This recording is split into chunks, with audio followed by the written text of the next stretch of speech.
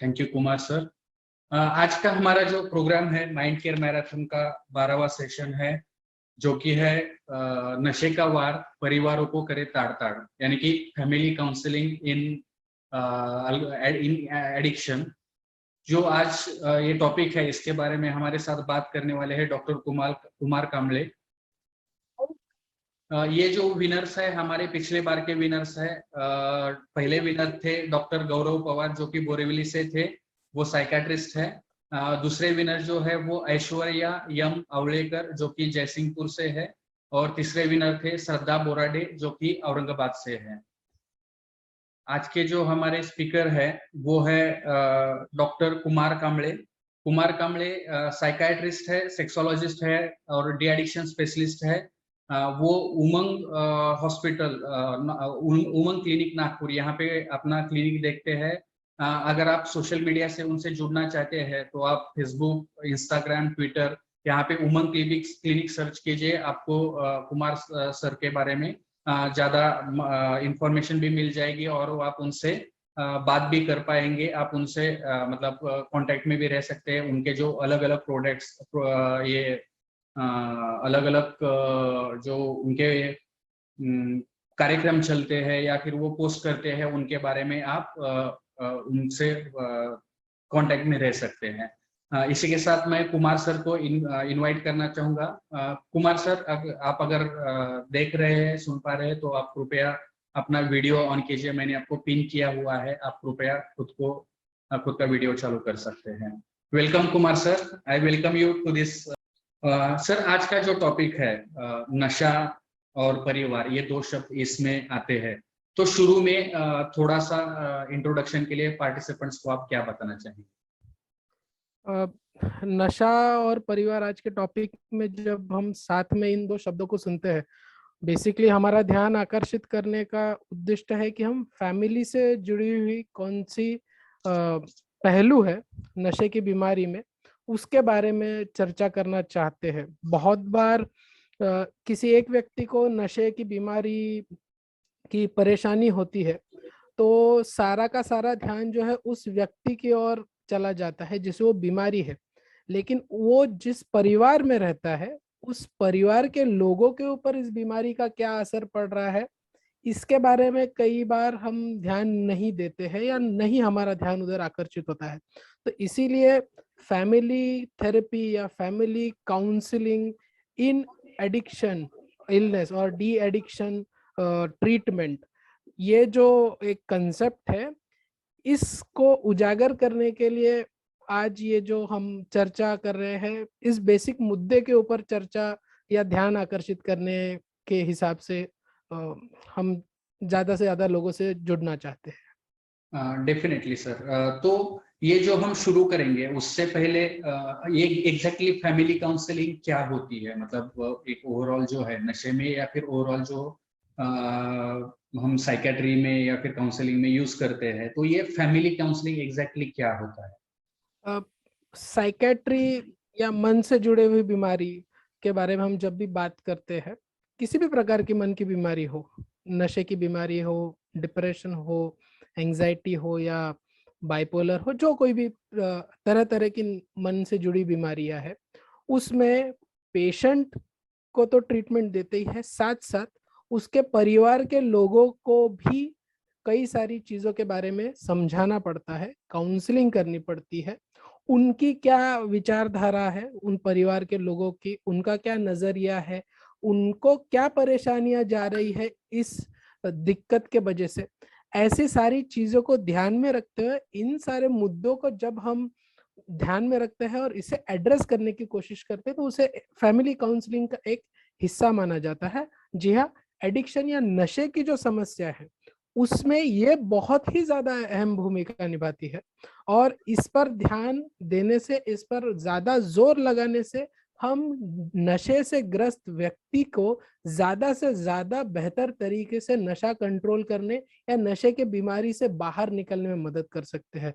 So family counselling basically patient के रिश्तेदार, उनको भी ट्रीटमेंट का हिस्सा बनाना और उसमें उनका सहयोग कैसा लेना, सही साइंटिफिक तरीके से कैसे लेना, ये इस पर आधारित फैमिली काउंसलिंग होती है। आपने जैसे बोला कि फैमिली काउंसलिंग एक नशे में इम्पोर्टेंट है, तो ये नशे की बीमारी में इतना इम्पोर्टेंट क्यों है? फैमिली काउंसलिंग नशे के बीमारी में इतना इम्पोर्टेंट क्यों है? जी सर, नशे की बीमारी में इम्पोर्टेंट होने के पहले मैं थोड़ा सा लोगों में नशे की बीमारी के बारे में एक छोटा सा बेस बनाना चाहूंगा जानकारी का। नशे की बीमारी ये कई सारे मन की बीमारियों की तरह एक बीमारी है। ये दिमाग की बीमारी है, मन से जुड़ी हुई बीमारी है। इस बीमारी में व्यक्ति एक पदार्थ, नशे के पदार्थ का इस्तेमाल करता है और धीरे धीरे उसका इस्तेमाल इतना ज्यादा होते जाता है कि उसे उस पदार्थ के इस्तेमाल के बगैर दिन गुजारा नहीं जाता। ये सब करते हुए उसे ये भी पता चलते जाता है कि उसका जीवन में कई सारे नुकसान हो रहे हैं। आर्थिक नुकसान हो रहा है, पारिवारिक नुकसान हो रहा है, सामाजिक नुकसान हो रहा है, कार्य के स्थल पर नुकसान हो रहा है, अलग अलग जगहों पे उसका नुकसान हो रहा है। इन जानकारियों के बावजूद उसकी प्राथमिकता, हिज प्रायोरिटी इज उस नशे के पदार्थ का सेवन करना। तो ये जो बीमारी है, ये इस बीमारी की खासियत है। अब इसकी दूसरी एक और जो पहलू है वो ये है कि नशे की बीमारी ये एक दिन में हुई नहीं होती है, ये धीरे धीरे धीरे धीरे व्यक्ति के जीवन में प्रवेश करती है। इसकी दूसरी खासियत यह है कि ये लंबे समय तक चलने वाली बीमारी है, क्रॉनिक इलनेस। जिस तरह की डायबिटीज की बीमारी है, ब्लड प्रेशर की बीमारी है, उसी तरह नशे की बीमारी, addiction illness is also a life long running chronic illness, लंबे समय तक चलने वाली बीमारी। और यह बीमारी बार बार लौट के आ सकती है, वापस हो सकती है, कंट्रोल रह सकती है, गायब पूरी तरह नहीं होगी, ये वापस कभी ना कभी लौट कर आ सकती है। इन बुनियादी जानकारियों पर आधारित जब हम नशे की बीमारी के तरफ देखेंगे तो अब हमें उस बीमारी का सामना करने के लिए एक बेस मिल गया है। जब मैं ये जानकारी आप लोगों के द्वारा सब में बांटने की कोशिश कर रहा हूँ तो बुनियादी कोशिश यही है कि ये एक क्रॉनिक इलनेस है, बार बार होने वाली बीमारी है। जब ये बेसिक जानकारी हम दे चुके हैं, ये एक बेस बन चुका है, तो इसी जानकारी पे आधारित अब हमें पेशेंट के जो रिलेटिव्स है उनको भी जागरूक करना जरूरी है। कई बार हमारे पास आज के तारीख में समाज में कई सारे घरों में कई सारे घर के सदस्य नशे की बीमारी से पीड़ित है, लेकिन उनके जो परिवारजन है, उनके जो रिश्तेदार है, उन्हें ये पता ही नहीं कि अरे इन्हें एक मन की बीमारी है और इसका इलाज अवेलेबल है, इसके लिए लेके जाना जरूरी है। और दूसरा, ये लंबे समय तक चलने वाली बीमारी है। सर दूसरा जो क्वेश्चन है कि बहुत बार ऐसे होता है कि फैमिली के जो इशू है तो वो जानबूझ के पीता है, वो डिलिबरेटली पीता है, उसको कितनी बार बोला फिर भी वो नशा करता है, ऐसे बोलते रहते हैं। तो ये जो फैमिली मेंबर्स है उनका वो नशा करने वाली व्यक्ति के साथ रवैया कैसे होना चाहिए, उनसे बर्ताव कैसे होना चाहिए, उनसे बात कैसे करनी चाहिए? एग्जैक्टली सर, आपने जो ये शुरुआती शब्द इस्तेमाल किए कि ये पिएगा, इसका तो कुछ हो नहीं सकता, ये तो बार बार करता है, इन्हीं शब्दों में कई सारी जानकारियों का अभाव हमें दिखाई दे रहा है। तो जब ये जानकारियां किसी रिश्तेदार के मुंह से निकलती है तो हमें फर्स्ट ऑफ ऑल उन्हें उसी समय पे एक चीज समझा देनी चाहिए कि इसके आगे इन वाक्यों का इस्तेमाल ना करें। सबसे पहले उन्हें ये चीज समझानी पड़ेगी। जब कभी हमारा उनके साथ सेशन होते रहता है तभी हम उनको ये चीज समझाएंगे कि प्लीज इसके आगे आप इन शब्दों का इस्तेमाल नहीं करेंगे। इसलिए हम आमतौर पे पूरी जानकारी ले लेते हैं और फिर उनको ये बताते कि ये शब्द इस तरीके से आप प्लीज ये उसके सामने बोले ना, इन शब्दों का इस्तेमाल करे ना। सबसे पहले तो ये उन्हें समझाना चाहिए। एंड अगेन फिर जो हमने उनको इन सारे शब्दों का या इन सारे विचारों का बेस कहाँ से आया, तो उन्होंने आज तक की जो अनुभूति देखी है, उनका जो एक्सपीरियंस रहा है, उनको जो दिखाई दिया है कि भाई ये बार बार पीता है, बंद भी किया तो भी कुछ दिनों बाद फिर से शुरू कर देता है, तो इसे हमें साइंटिफिक तरीके से एक्सप्लेन करना जरूरी है। जो हमने शुरुआती दौर में जानकारी दी थी कि ये लंबे समय तक चलने वाली बीमारी है, बार बार होने वाली बीमारी है और इसका सही तरीके से इलाज किया जाए तो इसे हम कंट्रोल भी कर सकते हैं। तो ये बेसिक बुनियादी जानकारी इस तरीके से हम उनके साथ शेयर करें तो फर्स्टली ये चीज हम उनको एक गाइड कर सकते हैं। दूसरा, उनका रवैया तभी चेंज हो पाएगा जब उन्हें सही तरीके से समझाया जाएगा कि उनकी भूमिका कितनी महत्वपूर्ण है। अगर वो हमेशा कटाक्ष के तौर पर उस पेशेंट के साथ बात करेंगे, अपने रिश्तेदार के साथ बात करेंगे, क्रिटिसाइज या क्रिटिकल होते रहेंगे, तो भी बहुत ज्यादा घातक है। क्योंकि पेशेंट बोलेगा मैं इतनी मेहनत कर रहा हूँ और तुमको कुछ मतलब ही नहीं है, मतलब मैं इतनी मेहनत कर रहा हूँ फिर भी तुम बोलते हैं बेवड़ा है, दारू पीता है, ऐसा ही है, तू सुधरने वाला, मतलब मेरे घर वाले अगर मुझे भरोसा नहीं करे तो मैं दुनिया का क्या यार, मैं फिर किसके लिए छोड़ू। और आमतौर पर नशे की बीमारी में पेशेंट को कोई ना कोई कारण लगता है जिसके वजह से वो बहुत बार स्लिप हो सकता है, तो उसका खुद का जो डिस्टॉर्शन है उसे वो संभालने के लिए, उसकी जो खुद की मेहनत है उसको जारी रखने के लिए उसे इन छोटी छोटी कटाक्ष वाली भाषा टालनी जरूरी है। दूसरे तरीके के रिश्तेदार होते हैं जो बहुत ही ज्यादा प्रोटेक्टिव होते हैं। अरे अरे रुक जा पानी ला के देती हूँ, अरे कहाँ जा रहे हो, कुछ मत करो, रुक जाओ, तुम्हें क्या चाहिए बताओ, ये चाहिए क्या, ये चाहिए क्या, काम पे मत जाओ, आराम करो, तुम बीमार हो। बहुत ज्यादा ओवर प्रोटेक्टिव रिश्तेदार भी होती है। ये एक्सट्रीम जो है इसे भी हमें टालना जरूरी है। ये दोनों तरीके के एक्सट्रीम्स है, एक कटाक्ष वाला और एक ओवर प्रोटेक्शन वाला, बहुत ज्यादा संभालने वाली, ये दोनों भी जो एक्सट्रीम्स है इन दोनों को टालना चाहिए। तो इस तरीके के रवैये को हमें पेशेंट के रिश्तेदारों को करने से रोकना बहुत ज्यादा जरूरी है। ये पेशेंट के लिए ज्यादा घातक है।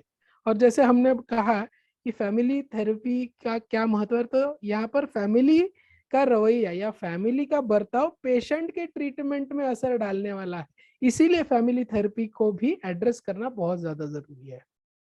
ओके सर, तो ये सब करते हुए, ये जब हम रवैया की बात कर रहे हैं या फिर वो पेशेंट से बात करने की बात करें, तो उस टाइम पे रिलेटिव्स ने या फिर फैमिली मेंबर्स ने क्या क्या ध्यान रखना चाहिए, क्या क्या चीजों का ध्यान रखना चाहिए? जैसे शुरुआती दौर में कहा कि किस तरीके के शब्द इस्तेमाल किए जाते हैं, कटाक्ष वाले शब्द इस्तेमाल ना करें, बहुत ज्यादा संभाल कर बहुत ज्यादा प्रोटेक्टिव चीजों की तरफ ध्यान ना दे, कीप इट मीडियम सिंपल, एक क्या कहते हैं मिडवे के थ्रू चलिए तो वो ज्यादा आसान रहता है। इसमें बहुत बार एक और चीज ध्यान में रखनी होती है, कई बार जैसे अभी पेशेंट ट्रीटमेंट लेना शुरू करता है और वो रिकवर होते रहता है, पूरी तरह नशे की बीमारी के बाहर निकला हुआ नहीं रहता है, कंट्रोल में आई नहीं रहती है। और ऐसे समय पे कभी कभी घर वालों का ऐसा सोचना होता है, हाँ अभी तो ठीक हो गया ना, चल कल से काम पे जाना शुरू कर दे। और फिर उसको सारी जिम्मेदारियां, बेटी की शादी है उसका ये कर, घर का भाड़ा भरने का है उसका वो कर, और वो किराना लेके आने का है। पेशेंट जस्ट मानसिक रूप से रिकवर होने की कोशिश कर रहा है, वो खुद भी एक बीमारी के आघात से बाहर निकलने की कोशिश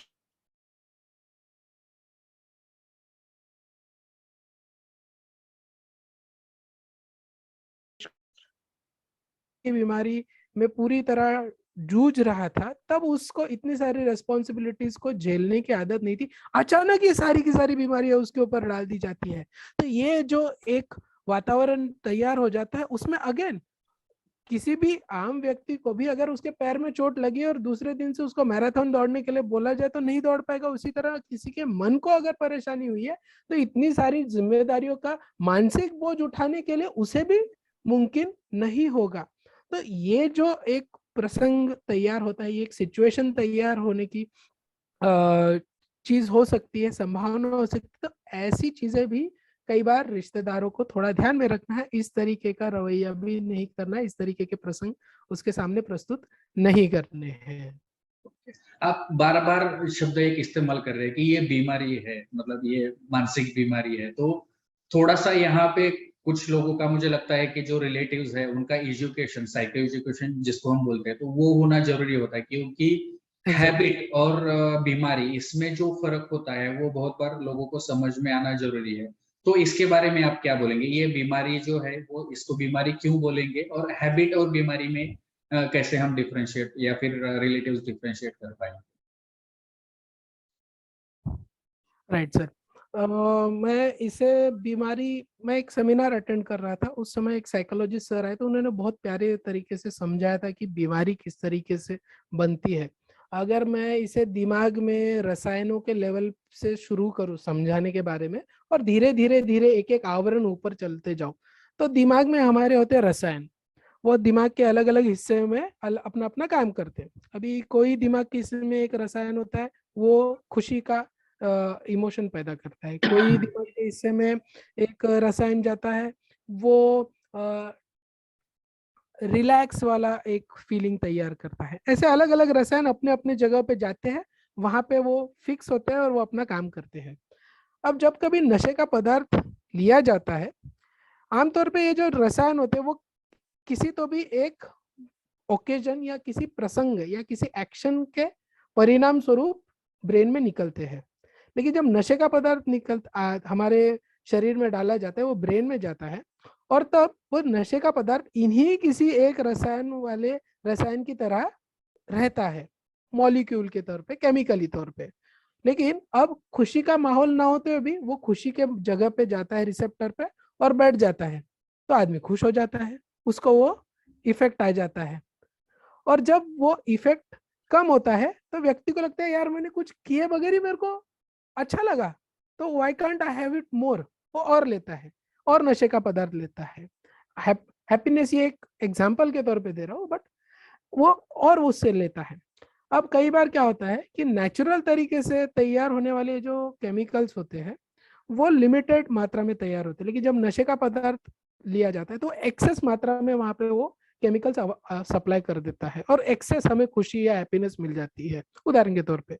तो जब कभी हम इस पदार्थ के सप्लाई को कट करते हैं, नशे का पदार्थ लेना बंद करते हैं, तो ये जो एक्स्ट्रा वाला केमिकल का आदत दिमाग को लग गया रहता है ना, जरूरत, अब दिमाग में वो रिसेप्टर चिल्लाने लगते, अरे वो एक्स्ट्रा वाला किधर है, और खुशी चाहिए, तुम्हारा नेचुरल खुशी से जम नहीं रहा है हमको, और खुशी चाहिए।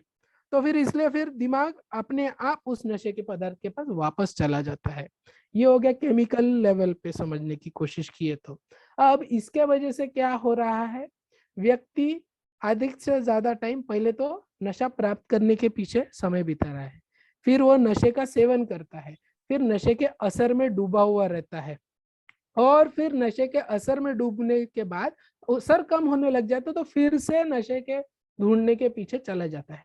अगर एक डेली रूटीन की साइकिल देखी जाए तो पहले तो नशा प्राप्त करने का, फिर नशा करने का, फिर नशे के असर में रहने का, और नशे के असर में उतरते ही वापस नशा लेने को जाने का। अगर आदमी इसी में घूमता रहा तो भाई स्कूल कब जाएगा, या अपना ऑफिस में कब जाएगा, या फिर काम धंधे पे कब जाएगा। अगर काम धंधे पे गया भी तो भी अगर वो नशे में रहेगा तो काम धंधा बरोबर कर पाएगा क्या, घर पे वापस आ पाएगा क्या, या गाड़ी चला पाएगा क्या। और फिर उसको जब नशे की जरूरत पड़ेगी वो वापस इसी साइकिल में फंसा। तो इसमें लंबा समय जो है नशा प्राप्त करना, नशा करना, और नशे के असर में रहना, और वापस इसी चक्कर में फंस रहता है। तो ये एक बाहरी तौर पर जब हम बीमारी समझने की कोशिश करते हैं तो इस तरीके से ये बीमारी को हम सोचते हैं। अब ये सारी चीजें जब होते रहती है, जैसे मैंने शुरुआत में समझाया था, व्यक्ति को समझ में आता है कुछ कुछ इंस्टेंसेस पे, कुछ कुछ जगहों पे। जैसे दारू पी रहा था, इसके वजह से मेरा काम की जगह पे खड़ा हो गया, मैं गया नहीं, तो दूसरे दिन मेमो मिला या कुछ तो भी हुआ, तो उसको लगता है कि अरे ये नशा करने की वजह से मेरा नुकसान होता है। लेकिन फिर भी इस नशे के बीमारी की खासियत क्या है, वो आदमी के दिमाग में प्रायोरिटी क्या लाती है, प्राथमिकता क्या लाती है, भाई तू किसी भी हालत में नशा कर, ये सब बाकी दुनियादारी बाजू में। सो वो व्यक्ति फिर से नशे को ही प्राथमिकता देता है। परिवार का नुकसान हो रहा है, जान दे वो छोड़ दे, या पैसे का नुकसान हो गया, जाने दे छोड़ दे, पहले तू नशा कर भाई। फिर वो किसी भी तरह की नशा हो, दारू हो, गांजा हो, चरस हो, अफीम हो, थिनर हो, व्हाइटनर हो, what ever it is, XYZ, जो कुछ भी। तो इस तरीके से ये बीमारी जो है दिमाग पर जब हावी इतनी हो जाती है तो व्यक्ति किसी भी हालत में सिर्फ और सिर्फ नशे को ही प्राथमिकता देता है और उसको ही ज्यादा प्रायोरिटी देता है। और सर मैं आगे आपसे थोड़ा सा रिक्वेस्ट करूंगा कि इसको हैबिट से कैसे डिफरेंशिएट करें, तो आप अगर इसमें थोड़ा सा हेल्प आउट करेंगे तो it will be really helpful for us as a discussion. Definitely sir, जैसे आप बात कर रहे हैं, बहुत अच्छे से आपने समझाया है। बस यहाँ पे एक शब्द है कि करता है की जगह पे मैं बोलना चाहूंगा कि करना पड़ता है। मतलब जो आपने बोला कि रसायन हाँ वो चाहिए तो वो चाहिए ही चाहिए। इसलिए क्या है कि आदमी कितने भी कोशिश करे तो उसको लेना ही पड़ता है। यहाँ पे आता है जो कि हम बीमारी उसको बोलते हैं। दूसरे जगह पे क्या है कि पेशेंट काम से आया, काम करके आया, तो उसको एक चलो आज काम हो गया है, अभी कुछ करने के लिए नहीं, तो चलो आज लेते हैं, चलो आज बैठते हैं। तो ये जो है, या फिर वो उसके हिसाब से वो बार बार लेना पड़ता है या फिर लेता है। यहाँ पे जो है ये है कि वो लेता है तो ये हैबिट है, और लेना पड़ता है तो ये बीमारी है। ये सिंपलेस्ट मुझे लगता है कि डिफरेंशिएट हम कर सकते हैं, जहाँ पे केमिकल लेवल पे ये नहीं है, लोचा नहीं है, या फिर वो जो केमिकल वो बार बार मांग नहीं रहे, बस उसको कुछ करने के लिए नहीं है। तो एक चलो ये हैबिट बना ली कि कुछ करने के लिए बुक पढ़ना है, तो हमको बुक पढ़ने की आदत है तो हम बुक पढ़ते हैं। या फिर कुछ जिम जाना है तो जाना है बोल के हम जाते हैं, जरूरी नहीं है लेकिन हम जाते हैं क्योंकि हमको उसकी आदत है, हमें उसको उसके प्रति लगाव है, इसके लिए हम करते हैं। तो वैसे ही ये चीज है कि जब हम वो शौक से करते हैं, चाहिए इसलिए करते हैं, या फिर करना है इसलिए करते हैं, तो ये हैबिट बन जाती है। और जब करना ही पड़ता है या फिर उसके बिना हमारा शरीर, हमारा मन मानता नहीं है और पेशेंट को लेना ही पड़ता है, तो उसके लिए पेशेंट को वो करना पड़ता है, तो वो उसको हम हैबिट बोल सकते हैं। तो ये जो है, ये जैसे कुछ अपने बीमारी के बारे में बोला, तो वैसे कुछ गलत धारणाएं भी है जो रिलेटिव्स के मन में है। तो वो क्या क्या गलत धारणाएं हैं जो रिलेटिव्स के मन से दूर करना या दूर होना जरूरी होता है? कई सारी धारणाएं हैं। Hello, right. हाँ हाँ, हेलो सर, बोलिए। सो बहुत सारी धारणाएं हैं। एक दो धारणाओं के बारे में हम शुरुआती दौर में भी डिस्कस किए, जैसे ये सुधर नहीं पाएगा, इसका कुछ ठीक नहीं हो सकता है, ये कभी खुद से छोड़ नहीं पाएगा, ये जानबूझकर करता है। ये जो धारणाएं हैं, ये अलग अलग तरीके की धारणाएं हैं। अभी तक हमने जो डिस्कशन किया कि शुरुआत में वो मजे के लिए ले रहा था, लेकिन बाद में के समय में उससे वो करना ही पड़ रहा है। वो जानबूझ के नहीं कर रहा है, वो बीमारी में ग्रसित होने के वजह से बार बार नशे के पदार्थ के पास जा रहा है, इसीलिए वो उसको बार बार इस्तेमाल करता है। वो उसके कंट्रोल में नहीं रहता है, वो जानबूझ के नहीं कर रहा है, उस नशे की ओढ़ के वजह से, जिसे हम क्रेविंग भी कहते हैं, तलफ कहते हैं, उस वजह से, क्योंकि उसे उसके बगैर जो लक्षण निर्माण होते हैं जिसे हम विड्रॉल कहते हैं, वो सहे नहीं जाते हैं। आमतौर पे जब दारू नहीं पी जाती है तो लोगों को नींद की समस्या होती है, हाथ पैर में कंपन होती है, बेचैनी लगती है, चिड़चिड़ होती है। या फिर अफीम दौड़ा बुक्की का नशा करने वाले जो लोग होते हैं, उनको जब वो नशे का पदार्थ इस्तेमाल नहीं करते तो हाथ पैर में टूटन होती है, उबासी आती है, बार बार चंबाई आती है, हाथ पैर में बहुत ज्यादा दर्द होता है, टर्की लगती है। ऐसे अलग अलग जो विड्रॉल सिम्टम्स होते हैं, इन विड्रॉल सिम्टम्स का सामना न कर पाने की वजह से व्यक्ति बार बार नशे की ओर जाता है। तो वो जानबूझ के नहीं कर रहा है, उस बीमारी का, विड्रॉल का जो फेज है उसका सामना न कर पाने के वजह से वो व्यक्ति उस नशे की तरफ बार बार लौटता है। तो ये एक बहुत आम धारणा है और इसे एड्रेस करना बहुत ज्यादा जरूरी है। इसका कुछ नहीं हो सकता, ये ठीक ही नहीं होने वाला। मैं बहुत बार हमारे ग्रुप्स में बहुत बार यही पॉइंट डिस्कस किया जाता है कि भाई कौन सी लंबे समय तक चलने वाली बीमारी है जिसकी व्यक्ति हमेशा ही स्वस्थपूर्ण रहेगी। उदाहरण के तौर पे हम डायबिटीज का पेशेंट ले लीजिए। डायबिटीज के पेशेंट को पता है कि भाई शक्कर खाना नहीं चाहिए, शक्कर खाया तो अपना शुगर बढ़ सकता है, और दवाई रेगुलरली लेने का है, एक्सरसाइज बरोबर करने का है, स्ट्रेस करने का नहीं, ये सारी चीजें समझाई जाती है, उसकी ट्रीटमेंट चलते रहती है। बीच बीच में फिर भी अचानक, अरे डॉक्टर साहब उस दिन चेक कराया, शुगर बहुत बढ़ के आया। तो क्या हम ऐसे स्थिति में, हम बहुत बार रिश्तेदारों को पूछते हैं, अगर ऐसी स्थिति आई कि भाई सब कुछ कर रहा है फिर भी शुगर बढ़ी हुई आई, तो फिर क्या करते हो आप? तो रिश्तेदार कई बार बोलते हैं, डॉक्टर कडे घेऊन जातो लगेच, तुरंत लेके जाते हैं। तो फिर तब आपके मन में क्यों ये भावना नहीं आई कि भाई इसका तो कुछ नहीं हो सकता, ये तो कुछ, इसका कभी सुधरने वाला नहीं है? तब आपने प्राथमिकता किस चीज को दी? उस व्यक्ति के तबीयत को दी। तो उसी तरह नशे के पदार्थ से ग्रसित व्यक्ति अगर बीमारी, दवाइयों, ट्रीटमेंट के बावजूद उसमें अगर ऐसी समस्या लौट कर आती है, तो हमें फिर से बीमारी लौट के आई है इस आधार पर सोचना है और उसे तुरंत डॉक्टर के पास लेके जाना है। तो इस तरीके से इन छोटे छोटे धारणाओं को अगर हम टैकल कर सके तो हमें काफी ज्यादा हद तक परिवार के तरफ से पेशेंट को सपोर्ट मिलने में आसानी होगी ट्रीटमेंट को बेहतर तरीके से रिसीव करने के लिए। ओके सर, मतलब मैं शॉर्ट में जो आपने बोला उसमें से एक जो मुद्दा है कि एडिक्शन इज अ चॉइस, ये जो है ये गलत फहमी है, ये नहीं होता है, addiction is not a choice.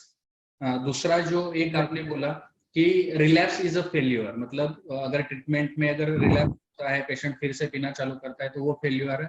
तो ऐसा नहीं है, वो जस्ट थोड़ा सा स्लीप है और उसको हमको मतलब फिर से अंडरस्टैंड करना चाहिए और फिर से दोबारा से, और जो गलतियां हुई है वो गलतियों को सुधार के, जो कुछ लैक्यूनीज है उसको सुधार के हमको उसको वो ट्रीटमेंट में आगे बढ़ना चाहिए। और ट्रीटमेंट इज नॉट की क्योर ऑल, मतलब ये बीमारी क्योर होने वाली नहीं है, इसमें थोड़ा सा मेंटेनेंस बीच में लगता है और हो सकता है कभी काउंसलिंग लगे कभी मेडिकेशंस लगे, और अगर पूरी तरह से रिकवरी होता है तो गैप हम दे सकते हैं या फिर अच्छा है ये बोल के हम छोड़ सकते हैं। लेकिन बाद में हम उसको अगर जरूरत पड़े तो उसको ट्रीटमेंट देना पड़ता है, और बहुत बार पेशेंट रिकवर कंप्लीटली हो भी सकते हैं, लेकिन उसके ऊपर वॉच रखना या फिर वो जो इश्यूज है उसको ध्यान में रखना जरूरी है। उसके साथ में कुछ ये भी धारणाएं होती कि these are the bad people, जो गंदे लोग हैं या फिर बैड पीपल है वही एडिक्शन करते हैं। ये एक मुझे लगता है एक कॉमन मिसकंसेप्शन है, उसके बारे में आप क्या कहेंगे? मैं कुछ मेरे मन में मिसकंसेप्शन है जो आपसे पूछना चाहूंगा। एक जो ये है कि वो बुरे पीपल होते हैं या फिर गंदे पीपल लोग रहते हैं, तो इसके बारे में आपका क्या है? बहुत बार लोगों की ये भी धारणा होती है कि शादी करेंगे तो एडिक्शन छूट जाएगा, बहुत बार ऐसे होता है कि शादी करेंगे तो एडिक्शन छूट जाएगा, तो उसके ऊपर आप क्या बताना चाहेंगे? और बहुत बार ऐसे होता है कि एडिक्शन का ट्रीटमेंट एक जैसा होता है, one size fits for all, या फिर मतलब दुकान से लेके और एक कपड़ा सभी को बैठेगा, ऐसे मुझे लगता है इसमें ट्रीटमेंट में नहीं होता है, या लेकिन वो लोगों की सोच होती है। तो उसके बारे में आप, ये तीन जो चीजें हैं उसके बारे में आप क्या बोलना चाहेंगे? जो सबसे पहले आपने डिस्कस किया कि this is related to bad people, देखिए बैड हम किस स्तर से सोच रहे हैं उसके ऊपर निर्भर करता है, हम किस चश्मे से देख रहे हैं।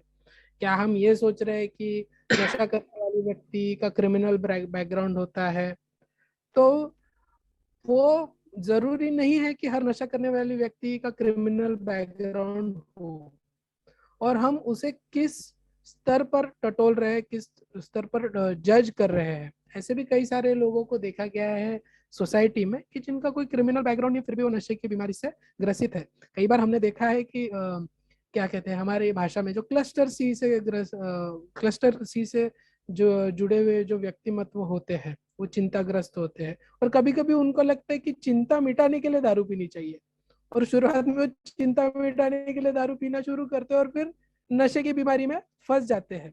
तो अगेन ऐसे व्यक्तियों को हम किस पैमाने पे मापदंड दे रहे हैं कि पीपल आर बैड। तो आमतौर पे जब हम साइंटिफिक तरीके से सोचते हैं तो किसी को कोई उपमा लगानी नहीं चाहिए, बैड गुड ये शब्द हटाकर हमें सिर्फ व्यक्ति के ऊपर फोकस करना चाहिए। अगर हम बैड और गुड के इसमें फंसे पड़े रहे तो हम जजमेंट के भावना में फंस जाएंगे, मतलब हम कभी भी आगे नहीं बढ़ पाएंगे। ये अच्छा है तो अगर इसकी मदद करें, ये बुरा है तो हम मदद नहीं करेंगे। हमने बुरा कैसे तय किया? खुद के नजरिए पे तय किया। उस अगर वो दारू पी रहे तो वो बुरा आदमी है, वो क्यों पी रहा है? कोई कोई व्यक्ति डिप्रेशन से ग्रसित होती है, वो व्यक्ति नशे के बीमारी में फंस जाती है, तो क्या वो बुरा हो गया? उसको नहीं पता है कि वो एक दिमाग की बीमारी के साथ दूसरे बीमारी में फंसते हुए जा रहा है, तो क्या वो बुरा हो गया?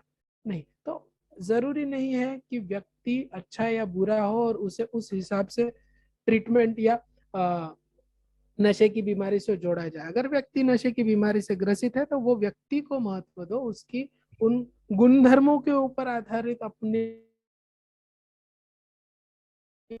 बनाए। सब दूसरा आपने क्या बताया था?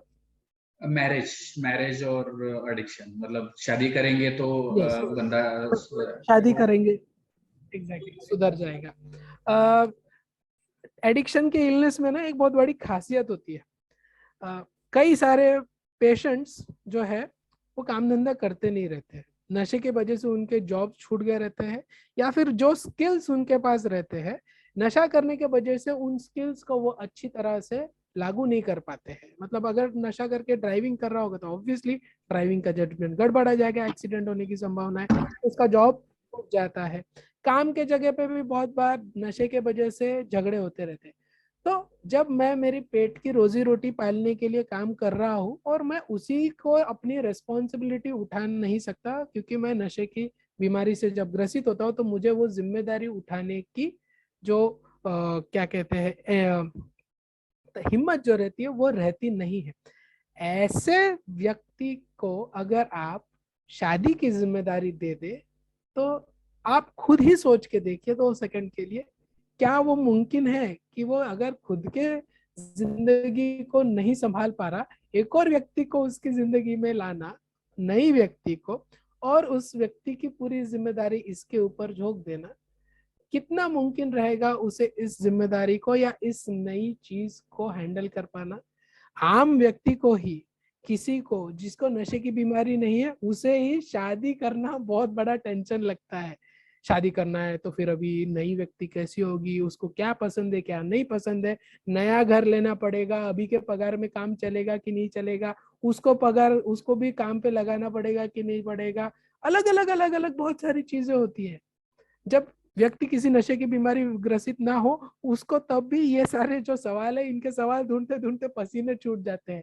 आप सच में सोचिए, एक व्यक्ति अगर नशे की बीमारी से ग्रसित है, उसके ऊपर अगर हम इन सारे सवालों को अगर लाद दे तो क्या सच में उसके लिए मुमकिन है? शादी इसीलिए कोई हल नहीं है, नशे छूटने के लिए बिल्कुल भी हल नहीं है। ये बहुत बड़ा क्या कहते हैं गलत धारणा है। सर, और आप तीसरी क्या कह रहे थे?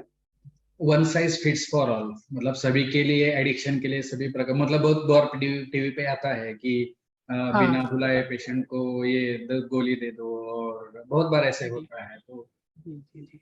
One size fit for all मतलब एक तरह की एक इलाज सबके लिए लागू हो जाएगा ऐसा सबसे पहले तो जरूरी नहीं है। पहले तो ये समझ लीजिए कौन से प्रकार का नशा करता है, उस प्रकार के नशे का हर व्यक्ति के हिसाब से अलग अलग इलाज करना पड़ता है। बहुत बार 1 से 2 नशे अगर साथ में चल रहे तो अगेन ये कॉम्बिनेशन पहले ट्राई करना पड़ता है, कौन सा नशे का कैसा कैसा इलाज चला सकते हैं ये सोचना पड़ता है। वो व्यक्ति क्यों नशा कर रही है इसके बारे में भी सोचना पड़ता है, इसको भी इलाज का हिस्सा बनाना पड़ता है। जैसे मुझे नाइट शिफ्ट को जागरण करना पड़ता है और इसके लिए मैं ऐसे पदार्थ लेता हूं जिससे मेरी नींद चली गई। अब क्या हो गया डॉक्टर साहब कि मैं इस पदार्थ के बगैर मेरे को जमता नहीं, मैं नहीं तो मैं ड्राउजी हो जाता हूँ। अब ऐसे तरीके के लिए अगर किसी ने नशे का पदार्थ इस्तेमाल करना शुरू किया तो मुझे ये भी तो सोचना पड़ेगा कि भाई इसको मैं ट्रीटमेंट देते हुए इसका ये फैक्टर भी कंसिडर करूं। तो हर व्यक्ति कौन से कारण के वजह से नशे के पास गई है उसका भी उस हिसाब से निदान निकालना जरूरी है।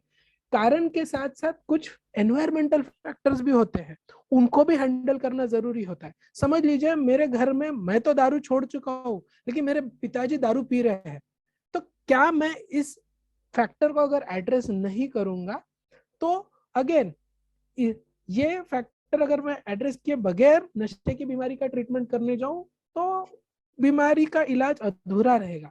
तो ये अलग अलग जब फैक्टर्स को हम साथ में मिला के एक ट्रीटमेंट प्लान बनाते हैं तो हर व्यक्ति के लिए अलग अलग बनते जाएगा। एक ही तरीके का ट्रीटमेंट प्लान सबके लिए लागू नहीं हो। कुछ बीमारियों में उदाहरण तौर पे मैं सिंपल सा उदाहरण दूंगा।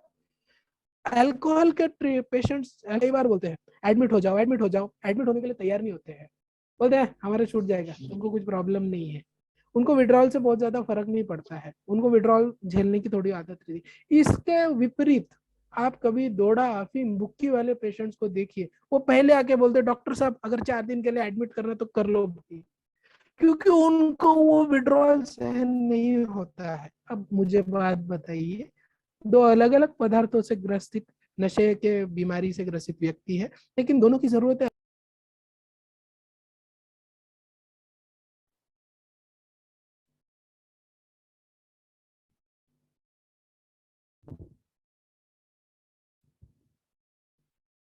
ये शायद इश्यूज हो रहे हैं। You can continue sir. क्या sir, just I was saying कि हर एक व्यक्ति के अलग अलग जरूरतों के हिसाब से ट्रीटमेंट का प्लान भी अलग अलग बनता है। सो जो ये धारणा है कि एक ही तरह का इलाज सबके लिए लागू कर सकते हैं, ये काफी बड़ी गलत धारणा है। Okay sir.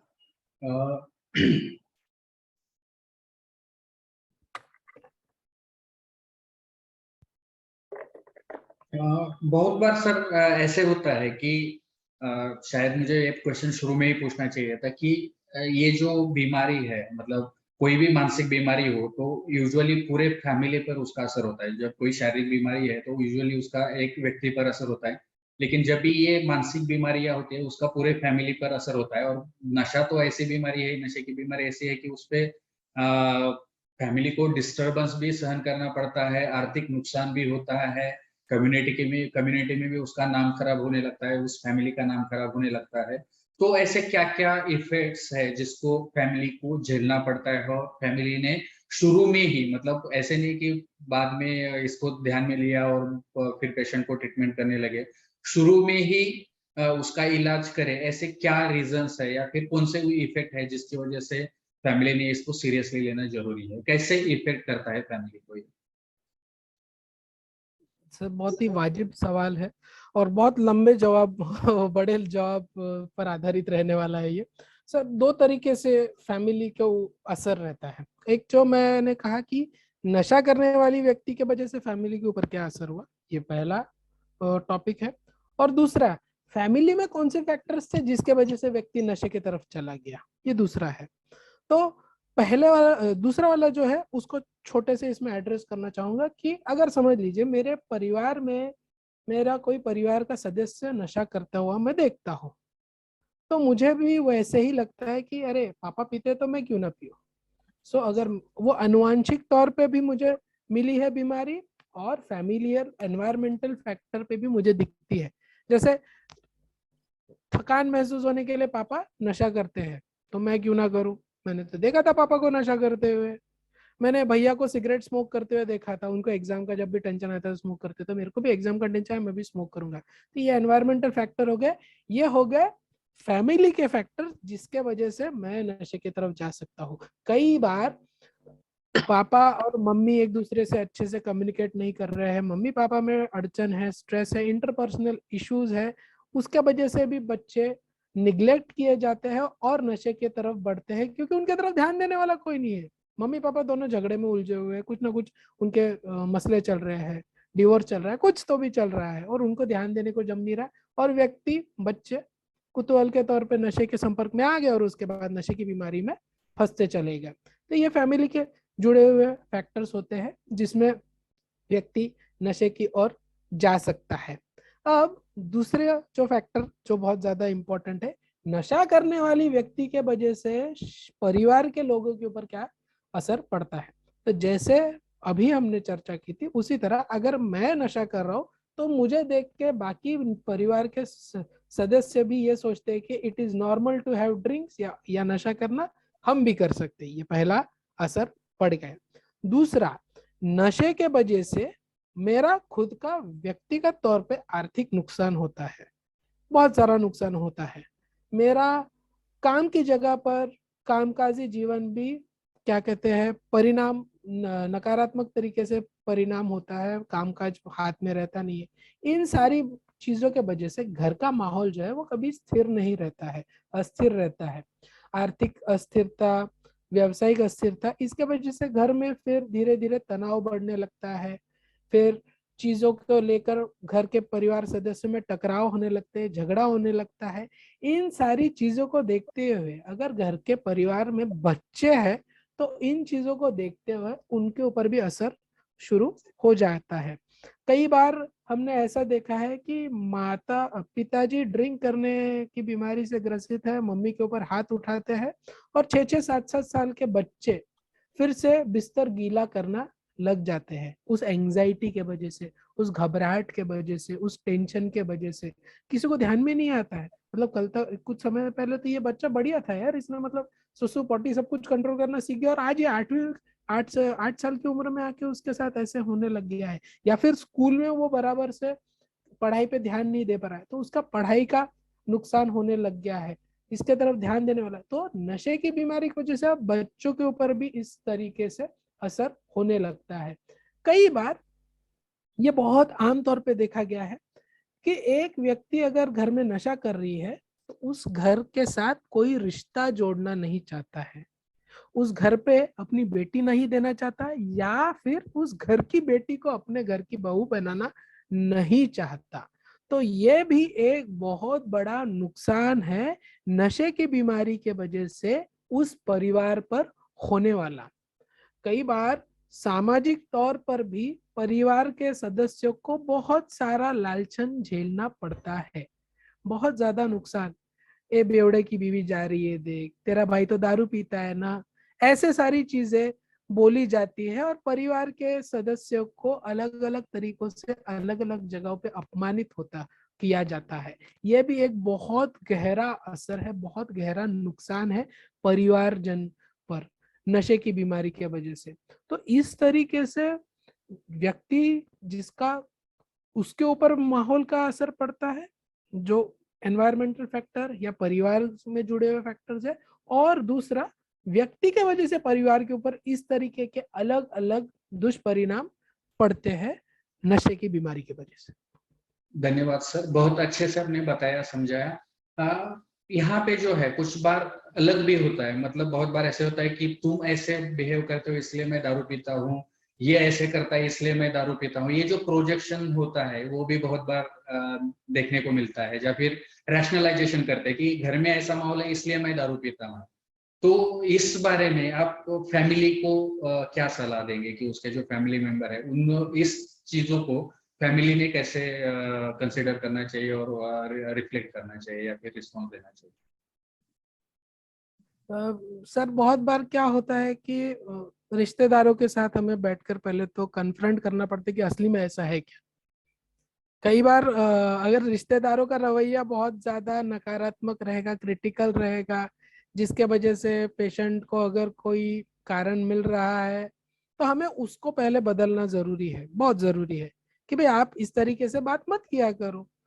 कई बार आपने भी देखा होगा ओपीडी में आके पेशंट को रिलेटिव्स पीटते हैं, हमारे सामने पीटते हैं, याला काही समजतच नाही, याच्यासाठी काय काय केलं असं दनादन पीटते हैं।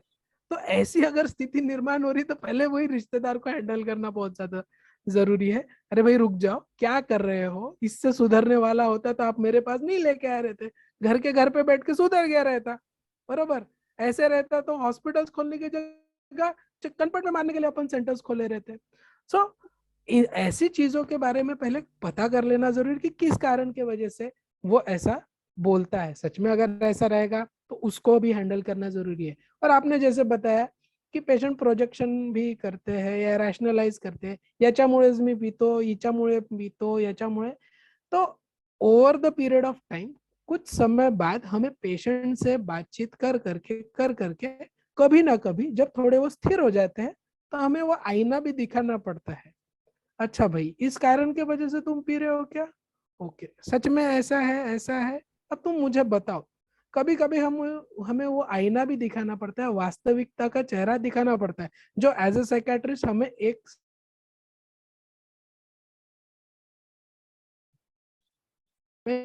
खड़ूस है, बहुत खड़ूस है ये सब कुछ ना, मतलब सच्चे सच्चा मुंह पे बोल देता है ना, इतना ज्यादा ऐसा मन को लगता है। बट कभी कभी हमें वो करना पड़ता है, वी गेट दैट फीडबैक, कभी कभी करना भी पड़ता है। तो ये जब प्रोजेक्शन या रैशनलाइजेशन होते तो उन्हें हमें एक चीज एज ए पेशेंट को भी समझानी पड़ती है, देख भाई ये जो कुछ भी तुम विचार कर रहे हो ये तुमको खुद को ही फंसाने वाले विचारों का एक तरीका है, और इसके वजह से एट द एंड नुकसान किसका हुआ फिर उसको थोड़ा सा समझ में आता है। अल्टीमेटली तो मैं ही दारू पिया, मेरा ही नुकसान हुआ। तो फिर भाई बता ना, अगर ये सारी चीजों के वजह से, मतलब ये सारी इसके वजह से, उसके वजह से, इन सब के वजह से, किसी भी वजह से तू दारू पी रहा है या नशा कर रहा है, नुकसान तो तेरा ही हो रहा है ना। तो सच में बता कौन ज्यादा इंपॉर्टेंट है, ये बाकी के लोग इंपॉर्टेंट है या तू इंपॉर्टेंट है। तो व्यक्ति को सेल्फ वर्थ के बारे में थोड़ा जागरूक करना पड़ता है, खुद को इम्पोर्टेंस दो, खुद की सेहत को इम्पोर्टेंस दो। हाँ इसमें बहुत सारी अड़चने आते हैं, वो बहुत सारी दीवारें डालते जाते हैं, नहीं लेकिन ऐसा हुआ तो वैसा हुआ तो, लेकिन अपने को थोड़ा सा पेशेंस रख के धीरे धीरे धीरे एक एक हर्डल्स को, एक एक दीवार को लांघते हुए हम जब कोर इश्यूज तक पहुंचते तो बहुत बार हमें उनका सहयोग मिलना शुरू होता है। हाँ, लेकिन ये तुरंत पहले दिन नहीं मुमकिन होता है, इसको समय लगता है। Okay sir, thank you sir, बहुत अच्छे से आपने बताया। इसी के साथ हम अपना पहला राउंड खत्म करेंगे। उसके बाद में हम ऑडियंस राउंड लेंगे, जहाँ पे ऑडियंस हमसे आपसे क्वेश्चन पूछेंगे और आप उनका रिप्लाई दे सकते हैं। उससे पहले हमारा जो पहला ये है क्वेश्चन है, आज का जो क्विज कंपटीशन है उसका पहला क्वेश्चन मैं बोलना चाहूंगा। उससे पहले एक बार फिर से रूल बताता हूँ। 2 क्वेश्चन पूछे जाएंगे, दोनों क्वेश्चन के आंसर देना जरूरी है, दोनों क्वेश्चन के आंसर बराबर होने चाहिए, दोनों क्वेश्चन के आंसर फास्टेस्ट होने चाहिए, वही विनर कहलाएंगे। अगर आप चैट बॉक्स में रिप्लाई करते हैं तो वो कंसिडर नहीं किया जाएगा। जो रिप्लाई देने का नंबर है मैं एक बार फिर से बताता हूँ या फिर चैट बॉक्स में भी डाल देता हूँ, 9503421124। ये नंबर पे आपको रिप्लाई करना जरूरी है। अगर मोबाइल पे व्हाट्सएप पे आप रिप्लाई करते हैं तो ही ये कंसिडर किया जाएगा। दूसरा जो इम्पोर्टेंट है, दोनों भी क्वेश्चन अटेंड करना जरूरी है। अगर आप एक ही क्वेश्चन अटेंड करते हैं तो आपको एज अ विनर के लिए वो कंसिडर नहीं किया जाएगा। तो आज का जो क्वेश्चन है, फर्स्ट क्वेश्चन है, वो ये है कि आपको एडिक्शन के बारे में जो भी हमने गलत धारणाएं बोली थी या फिर जो भी गलत फहमियां है इस बीमारी के बारे में, नशे के बारे में, तो वो कोई भी 5 आपको बतानी है। आप मराठी में रिप्लाई कर सकते हैं, हिंदी में रिप्लाई कर सकते हैं, अंग्रेजी में रिप्लाई कर सकते हैं। ये इसलिए है ताकि ज्यादा से ज्यादा लोग पार्टिसिपेट कर पाए। आप ये मैटर नहीं करता कि आप साइकेट्रिस्ट है, साइकोलॉजिस्ट है, डॉक्टर है या वो कोई स्टूडेंट है, तो आप कोई भी लैंग्वेज में रिप्लाई कर सकते हैं। 5 गलत फहमियां या फिर जो गलत धारणाएं है उसके बारे में आपको बताना है। तो सर आज का जो ये ऑडियंस राउंड है उसमें पहला क्वेश्चन बजरंग जी पूछना चाहते हैं। बजरंग जी, आप खुद को अनम्यूट कर सकते हैं और क्वेश्चन पूछ सकते हैं। डॉक्टर साहब, मुझे ये पूछना है कि जैसे कोई भी साइकियाट्रिस्ट बीमारी में अगर जब तक रोजी रोटी पे इफेक्ट नहीं आए, फर्क नहीं पड़े, व्यवधान नहीं आए, तब तक दवाइयां नहीं चालू करनी चाहिए, सिर्फ काउंसलर से ही मदद लेनी चाहिए, ऐसा कुछ लोगों का मानना है। और साइकियाट्रिस्ट के पास जाते ही दवाइयां चालू कर देंगे, इसलिए सिर्फ काउंसलर के पास ही जाना चाहिए, और उससे ठीक नहीं हुए तो साइकियाट्रिस्ट के पास जाकर के दवाइयां चालू करना चाहिए, ऐसा कुछ लोगों की धारणा। आपको इसके बारे में क्या कहना है डॉक्टर साहब? जी, बहुत अच्छा प्रश्न पूछा। ये जो कॉमन धारणा है, इसमें मैं कुछ चीजों के ऊपर हाईलाइट करना चाहूंगा। जब कभी हमारे शरीर से जुड़े हुए लक्षण, मानसिक बीमारी के लक्षण उभर कर आते हैं, जैसे नींद की समस्या, भूख पानी की समस्या, व्यवहार में बदलाव की समस्या, एकाग्रता की समस्या, ऐसे लक्षण अगर दिखाई देने लगे तो उसको कहीं ना कहीं दवाइयों की मदद की जरूरत समझना शुरुआत हो चुकी होती है।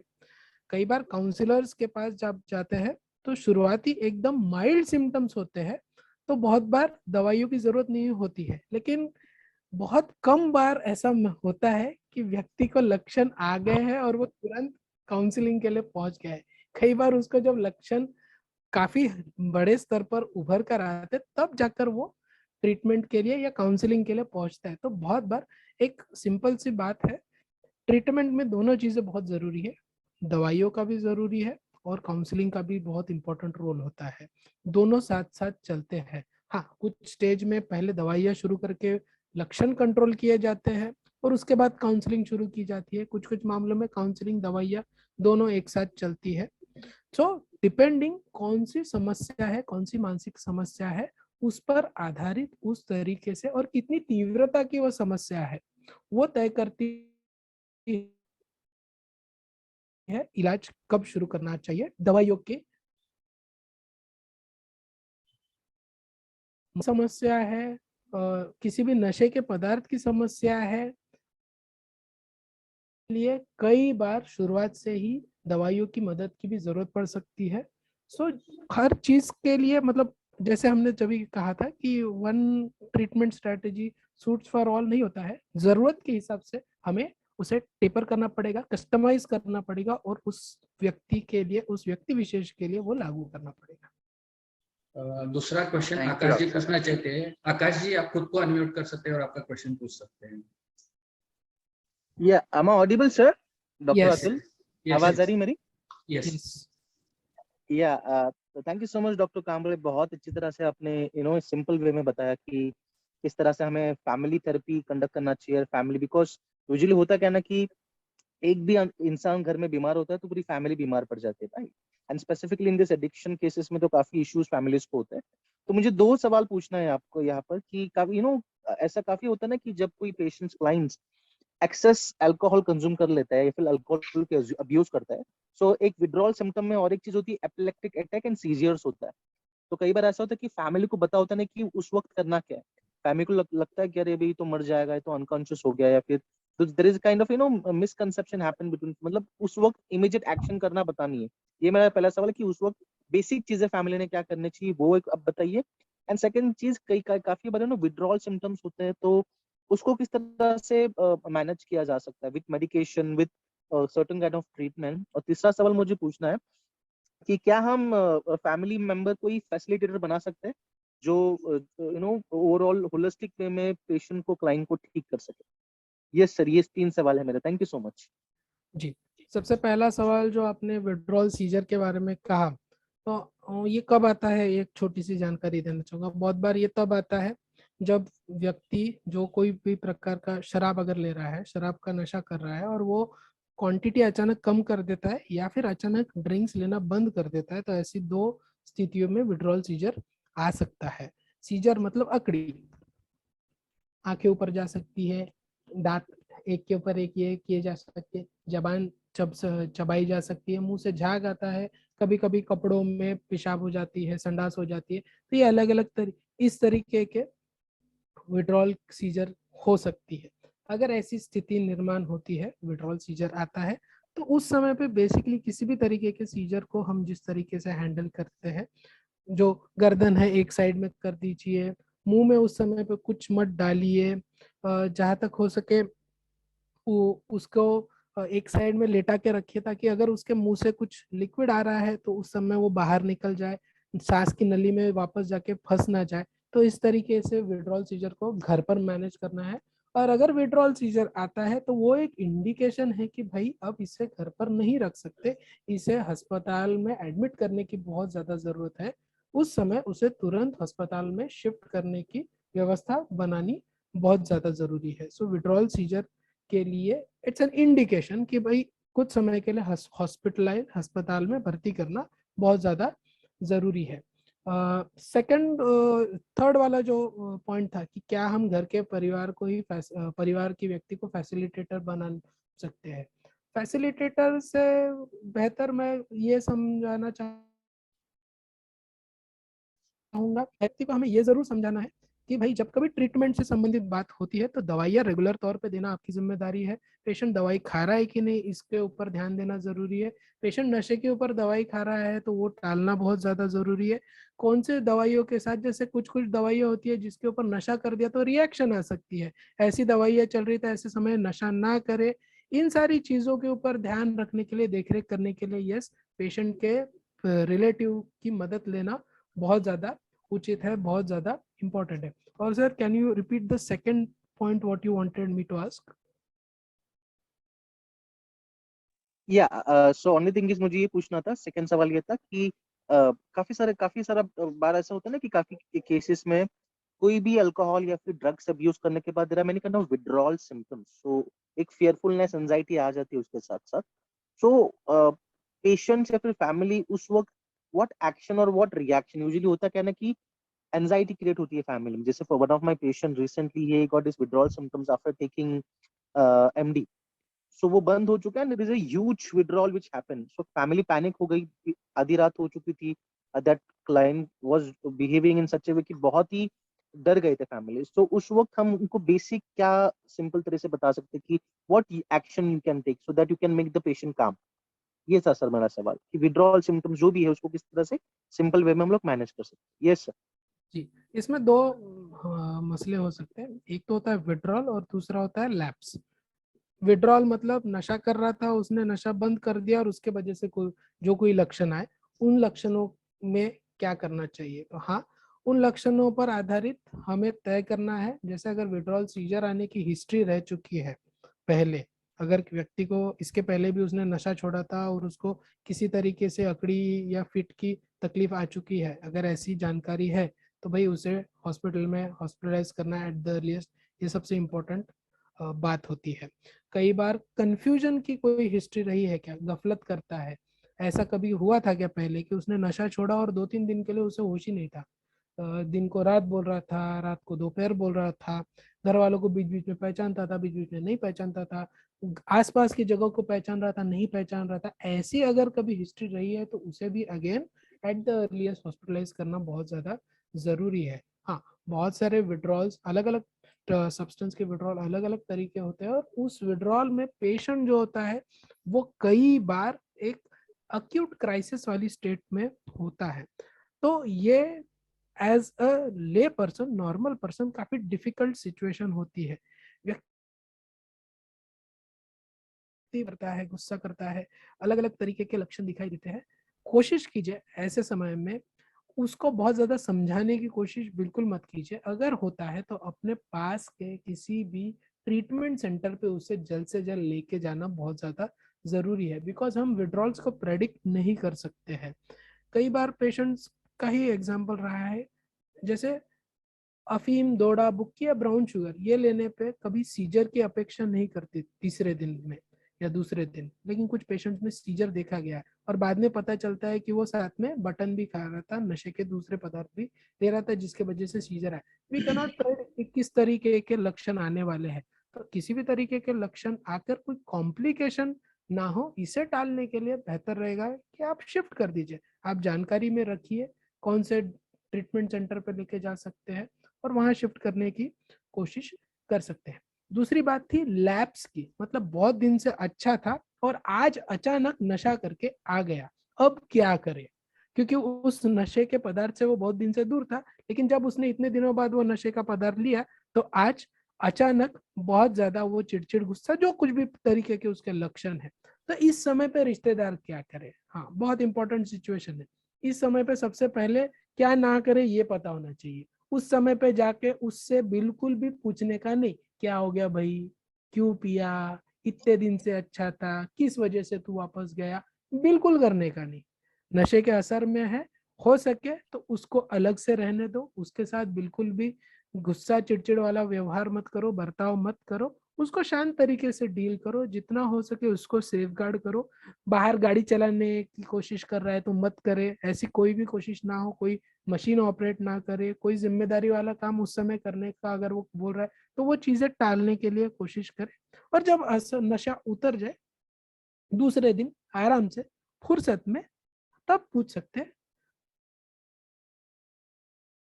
काल तबियत बरी होती का, क्या हो गया, कल तबियत ठीक नहीं लग रही थी आपकी, ऐसे तरीके से अगर आप पूछ सकते हैं तो उसे भी कंफर्टेड लगेगा और कोई ना कोई कारण होगा जिसके वजह से वो नशे की तरफ वापस चला गया। कोई भी कारण हो, उसको सही गलत के मापदंड में वापस से हम फंसते नहीं बैठेंगे, सुन लेंगे और उस कारण को हम आगे जाके फ्यूचर में कैसे किस तरीके से फेस करें उसके लिए धीरे धीरे तैयारी करने के लिए उसकी मदद कर सकते हैं। सर मैं यहाँ पे थोड़ा सा ऐड करना चाहूंगा।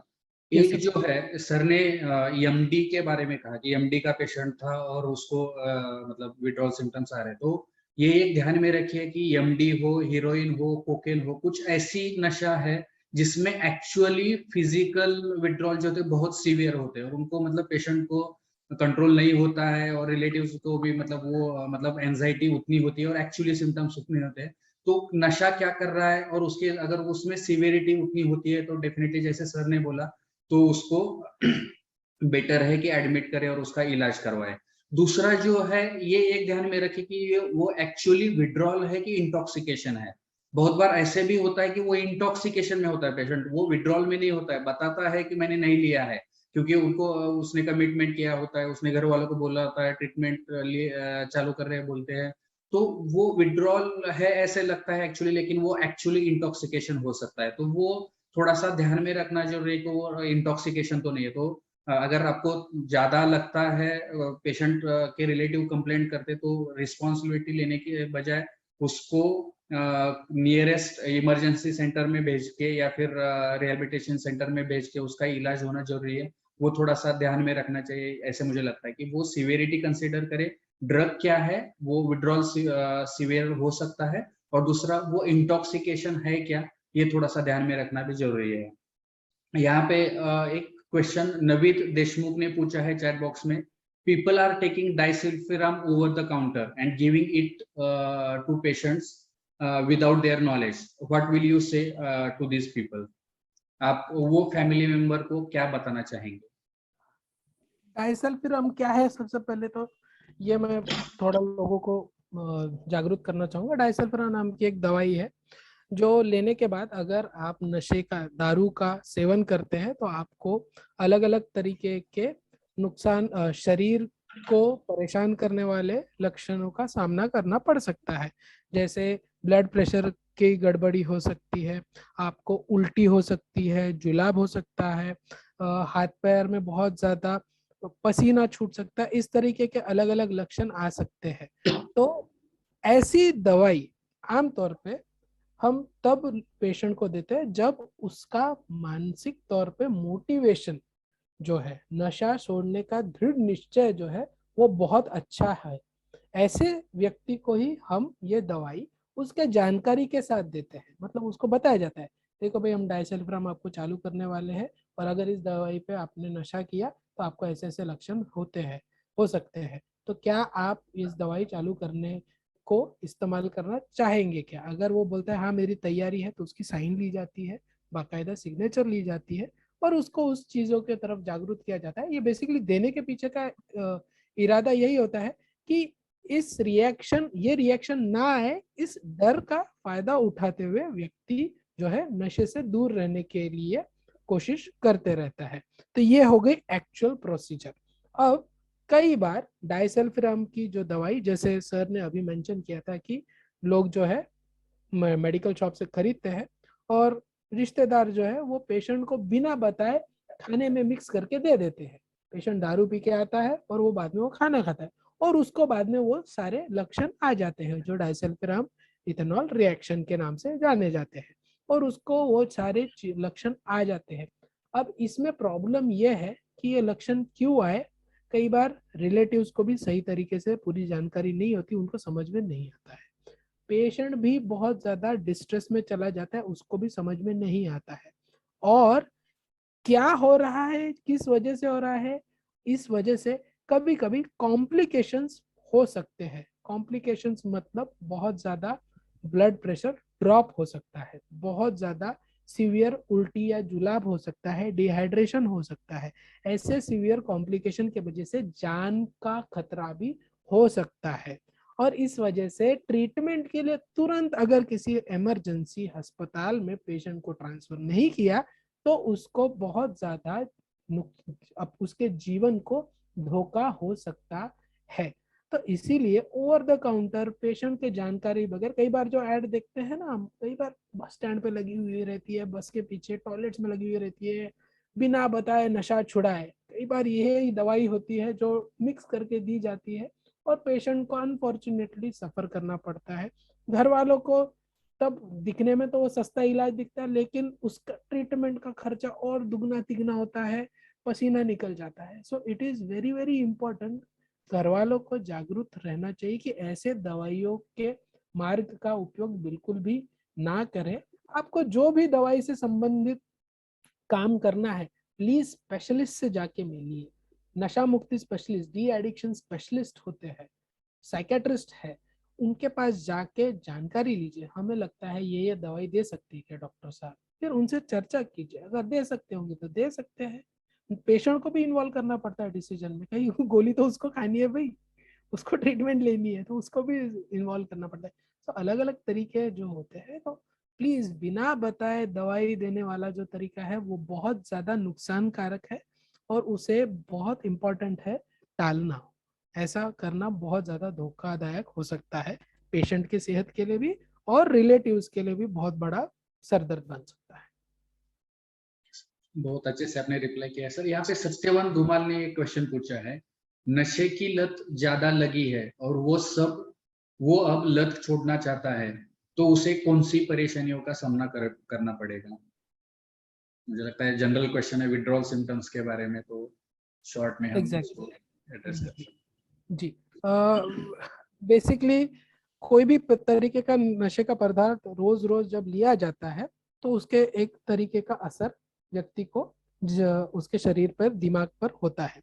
जब वो व्यक्ति उसे तोड़ना बंद करना चाहता है या कम करना चाहता है तो इन सारे असर के जो उल्टे परिणाम है वो उसे झेलने पड़ते हैं। उदाहरण के तौर पे अगर समझ लीजिए मैं नींद की गोली का नशा करता हूँ, मेरे को वो गोली खाने से नींद आती है, एक दिन मैंने वो गोली खाना बंद कर दिया तो उसका उल्टा जो है असर क्या होगा, मेरे को नींद नहीं आएगी। ये इसका विड्रॉल है।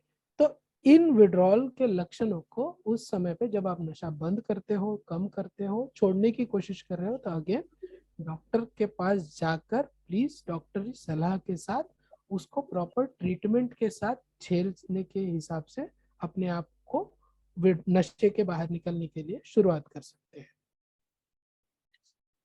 बजरंग जी ने यहाँ पे एक हाथ उठाया। बजरंग जी, आप क्वेश्चन। हाँ डॉक्टर साहब, मुझे ये पूछना है कि जैसे कोई साइकियाट्रिस्ट बीमारी हो जाती है और साइकियाट्रिस्ट के पास जाने के बाद 2 टेबलेट, टेबलेट 1 और टेबलेट 2 अगर स्टार्ट कर देता है और पेशेंट काफी दिन लेके सोचता है कि टेबलेट ले, तो नंबर 2 टेबलेट वो धीरे धीरे आधी चौथाई करके बंद कर देता है। सर मैं यहाँ पे आपको मैं रिस्ट्रिक्ट करना चाहूंगा, ये क्वेश्चन आपने ऑलरेडी पूछा हुआ है, डिस्कस हुआ है। नहीं पूछा, अल्कोहल के बारे में, आज हम अल्कोहल के बारे में बात कर रहे हैं, जनरल नहीं, वही अल्कोहल के बारे में ही पूछ रहा हूँ।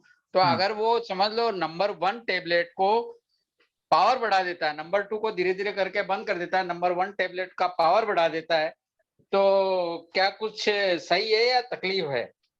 सर मैं सर ऑलरेडी ये क्वेश्चन डिस्कस हो चुका है, उन्होंने ही पूछा था, डिसूजा सर ने इसका रिप्लाई भी दिया था। I will like to interview, because हमारे पास में टाइम नहीं है और हम अभी मतलब वाइंड अप करने वाले हैं, तो मैं चाहूंगा कि ये क्वेश्चन हम ना ले। और किसी को कुछ अल्कोहल एडिक्शन और फैमिली काउंसलिंग के बारे में कुछ पूछना है तो आखिरी क्वेश्चन पूछ सकते हैं। तब से उससे पहले, ये आखिरी क्वेश्चन लेने से पहले मैं आज का जो क्विज है उसका मैं दूसरा क्वेश्चन पूछना चाहूंगा। अभी जो हमने डिस्कस किया उसमें से परिवार के ऊपर नशे का जो इफेक्ट होता है उसके बारे में बात की थी, तो कोई भी 5 इफेक्ट आपको बताने हैं परिवार के ऊपर नशे का क्या इफेक्ट होता है। सर अगर किसी का कोई क्वेश्चन नहीं है तो आप डेफिनेटली वाइंड अप करने के लिए आप अगर किसी का क्वेश्चन आता है तो हम ले लेंगे एक क्वेश्चन सिर्फ। वाइंड अप करते वक्त आप क्या बोलना चाहेंगे? ये प्रोग्राम खत्म होने कर रहे हैं हम, तो प्रोग्राम खत्म होते होते आप फैमिली काउंसलिंग या फिर एक जो कोई रिलेटिव्स है उसको एक जाते जाते क्या सलाह देंगे? फैमिली काउंसलिंग या लोगों से संबंधित जो परिवार के सदस्य हैं, मैं यही एक संदेश देना चाहूंगा कि हाँ, ये एक लंबे समय तक चलने वाली बीमारी है, ये दिमाग से जुड़ी हुई बीमारी है, नशे की बीमारी है, ये ब्लड प्रेशर, डायबिटीज इनकी तरह ही लंबे समय तक होने वाली बीमारी है, बार बार वापस लौट के आने वाली बीमारी है। इसका शुरुआत से ही इलाज करना जरूरी है। इलाज करने से ये गायब नहीं होगी, लक्षणों के ऊपर कंट्रोल पाया जाएगा, लेकिन हम जितना ज्यादा समय तक कंट्रोल पा सकेंगे उतनी बेहतरी रहेगी। एक सिंपल सा पॉइंट है, पेशेंट कभी ना कभी फिर से नशा कर सकता है, लेकिन हमारी कोशिश होती है इसने लास्ट टाइम जब नशा किया और ये अगली टाइम जब नशा करेगा, इसके बीच का गैप हम कितना बड़ा कर सकते हैं, ये हमारी कोशिश रहती है। और इसीलिए परिवार की तरफ से हमें यह भी समझना जरूरी है कि कौन से कारणों के वजह से पेशेंट बार बार नशे की तरफ लौटता है। उन कारणों के ऊपर हम सब मिलके मदद करते हैं, डॉक्टर के साथ हम डिस्कस करते हैं, रिलेटिव्स डिस्कस करते हैं, और इस तरीके से पेशेंट की मदद करने के लिए हम सब साथ में मिलके काम करते हैं। आमतौर पे मैं ऐसे ही कहता हूँ, रिलेटिव जब भी आते हैं, आप चाहते हो ना आपका पेशेंट नशा छोड़े, मैं भी चाहता हूँ आपका पेशेंट नशा छोड़े, लेकिन सिर्फ मेरे काम करने से नहीं होगा और सिर्फ आपके काम करने से नहीं होगा, हम दोनों को मिलके काम करना है, तब जाके उसकी मदद कर सके। और आपके और मेरे विचार जब एक सेम तरीके से चलेंगे तो हम पेशेंट का सबसे ज्यादा बेहतर तरीके से मदद कर पाएंगे। और अंत में वही है कि इस बीमारी से निकलने के लिए मुश्किल जाता है, लेकिन अगर साथ में मिलकर मदद कर कोशिश करते हैं तो बेहतर से बेहतर रिजल्ट्स मिलते हैं। थैंक यू सर, बहुत अच्छे से आपने समझाया है। क्वेश्चन के रिप्लाई आने चालू हो गए और बाकी किसी का क्वेश्चन नहीं है, तो मैं ये जो सत्यवान धुमाल जी ने क्वेश्चन पूछा था कि कौन सी परेशानियों को उनको सामना करना पड़ सकता है, तो विड्रॉ सिम्टम्स के बारे में अल्कोहल और एक दो कॉमन जो है, अल्कोहल बंद करेंगे तो क्या सिम्टम्स आएंगे, टोबैको बंद करेंगे तो क्या सिम्टम्स आएंगे, और जो कॉमन ये चरस है या फिर गर्द है, तो ये 3-4 नशा के विड्रॉल सिम्टम्स के बारे में आप बता सकते हैं, क्योंकि जब तक ये विनर्स हम देखे ढूंढे तो तब शॉर्ट तक में हम अल्कोहल के बारे में शुरू करते हैं। अल्कोहल जब भी बंद की जाती है तो सबसे पहले नींद की समस्या निर्माण होती है, हाथ पैर में कंपन निर्माण होते हैं। कुछ समय अगर ये विड्रॉल सिम्टम्स को एड्रेस नहीं किया गया तो बेचैनी, घबराहट, चिड़चिड़ वाले तो परेशानियां भी दिखाई देती है। साथ में आगे चल के व्यक्ति को कानों में आवाजों के भ्रम होने लगते हैं, उसे लगता है कोई तो बात कर रहा है, उसको आसपास ऐसे महसूस होता है, चीजें ना होने के बावजूद उसे लगता है कि कोई तो बात कर रहा है, मुड़ के देखा तो कोई नहीं होता, दरवाजे पे कोई आया है, ऐसे हेलुसिनेशंस वाले लक्षण भी हो सकते हैं। इसी का दौर अगर जारी रहा तो आगे चल के, जैसे हमने विड्रॉल सीजर के बारे में कहा था, फिट आ सकती है, मिर्गी आ सकती है, अकड़ी आ सकती है। इसके बावजूद अगर दौर जारी रहा तो आगे चल के गफलत या फिर कंफ्यूजन या फिर डेलीरियम का चित्र भी दिखाई दे सकता है। तो ये अल्कोहल से विड्रॉल रिलेटेड जो है ये एक सामान्य लक्षण हो सकते हैं। इसी दौरान तलब भी बहुत ज्यादा, तीव्र इच्छा, बार बार, इन सारे लक्षणों को झेलना ना पड़े इसलिए मैं नशा कर लेता हूँ, इसकी कोशिश भी जारी रहती है। दूसरा जो नशा है जो थोड़ा सा अपोजिट है, गर्दा के बारे में मैं बताना चाहूंगा। गर्दा, ब्राउन शुगर, अफीम, चरस, दोड़ा, बुक्की, ये अलग अलग तरीके के हेरोइन के अलग अलग या अफीम ओपियोइड के अलग अलग पदार्थ जो है, इनसे जुड़े हुए ये नाम है। इन सब के इसमें कॉमन ये होता है कि जब भी ये बंद किए जाते हैं व्यक्ति को दूसरे या तीसरे दिन से बहुत सारे लक्षण दिखाई देते हैं, जिसमें से मुख्य लक्षण होता है हाथ पैर में जम के दर्द होता है। दूसरा लक्षण होता है जिसे हम बहुत बार कहते हैं शरीर के सारे ढक्कन खुल जाते हैं। ढक्कन खुल जाते हैं मतलब क्या, मुंह से उल्टी होती है, नीचे से क्या कहते हैं, लूज मोशंस होते हैं या जुलाब हो जाता है, आंखों में से नाकों में से पानी आने लग जाता है, पुतलियां फैल जाती है, मुंह बार बार जम्भाई देता है, फटने लग जाता है। तो इस तरीके के लक्षण दिखाई देते हैं। तीसरे दिन तक ये तीव्रता बहुत ज्यादा चढ़ जाती है और उसे ऑलमोस्ट लाइक कोल्ड टर्की जो कहते हैं वैसे लक्षण दिखाई देते हैं। धीरे धीरे 7वें दिन तक ये लक्षण उतर जाते हैं। इसके साथ साथ आप कई बार टोबैको के बारे में जो कहते हैं, टोबैको जो है एक स्टिमुलेटिंग पदार्थ होता है, ब्रेन को उत्तेजना देने वाला पदार्थ होता है। तो कई बार लोग जब इसका सेवन बंद करते हैं तो उनको नींद आने लग जाती है, सुस्ती लगती है और चिड़चिड़पन महसूस होता है, तलब तंबाकू की इच्छा तीव्र जागृत होती है, चिड़चिड़ापन होता है। तो ऐसे लक्षण दिखाई देते हैं। कुछ मेरे दोस्तों ने कुछ बताया था कि उनको ट्रेमर्स भी आ रहे थे, हालांकि सिगरेट छोड़ने पे ट्रेमर्स नहीं आते बट उन्हें थे। सो कुछ कुछ लोगों को ट्रेमर्स भी दिखाई देते, तो सिगरेट का विड्रॉल के भी ये बेसिक बुनियादी लक्षण हो सकते हैं। Thank you sir, thank you, बहुत अच्छे से आपने बताया है। इसी के साथ हम प्रोग्राम के एंड में आ चुके हैं और अब टाइम है अपने जो विनर्स है उनको घोषित करने का। सबसे पहले जो हमारे विनर है वो है सुनील नगरे जी। सर मैं सुनील नागरे, सिंडिकेट राजा, बुढ़ाना जिला से हूँ। सर प्रोग्राम तो बहुत बढ़िया होते हैं और मैं ये गिफ्ट प्रोग्राम मिस नहीं करता। इस वक्त मैं ट्रेन में हूँ सर और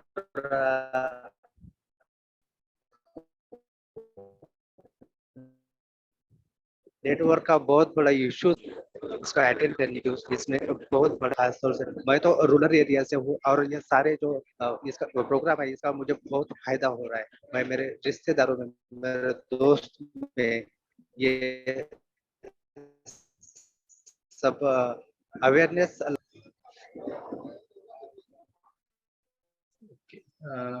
थैंक यू सर। शॉर्ट में आपने बताया आपका नेटवर्क इश्यू है, थोड़ा सा हमको समझ में आया, आप ट्रेन में हैं और आप लोगों के अवेयरनेस के लिए काम कर रहे हैं, धन्यवाद। और वंस अगेन कॉन्ग्रेचुलेट करना चाहूंगा मैं आपको कि आप इस बार विनर रह चुके हैं। दूसरे जो हमारे विनर है वो है सानिका कोल्लटकर।